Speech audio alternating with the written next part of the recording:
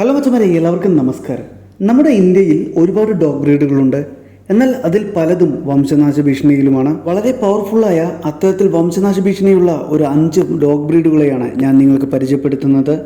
ഇതുപോലുള്ള മറ്റു വീഡിയോകൾ കാണുവാൻ വേണ്ടി ചാനൽ സബ്സ്ക്രൈബ് ചെയ്തോളൂ. ഈ ലിസ്റ്റിൽ നമ്പർ 1 ബഞ്ചാര ഹൗണ്ടാണ്.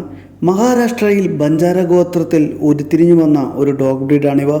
വേട്ടകൾക്ക് പുറമെ ഈ ഡോഗുകൾ വളരെ നല്ല ഗാർഡിംഗ് ഡോഗുകൾ കൂടിയായിരുന്നു. ഈ ലിസ്റ്റിൽ നമ്പർ 2 കുമോൺ മാസ്റ്റിഫ്. ഉത്തരാഖണ്ഡ് സംസ്ഥാനത്തുണ്ടായിരുന്ന ഈ ബ്രീഡ് വളരെ നല്ല ഗാർഡിംഗ് ഡോഗ് ആയിരുന്നു. എന്നാൽ ഈ ബ്രീഡ് തികച്ചും വംശനാശം സംഭവിച്ചു എന്നാണ് അറിയാൻ കഴിഞ്ഞത്. അടുത്തത് ചെങ്കോട്ടൈ ഡോഗാണ്.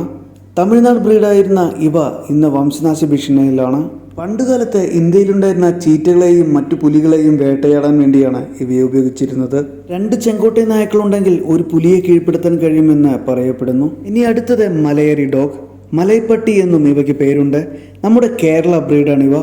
ശബരിമലയുടെ അടുത്തുള്ള മലകളിൽ താമസിക്കുന്ന ആദിവാസി സമൂഹത്തിൻ്റെ കയ്യിലാണ് ഈ ഡോഗുകൾ ഉണ്ടായിരുന്നത്. അടുത്തത് മാർവാരി ഷീപ്പ് ഡോഗാണ്.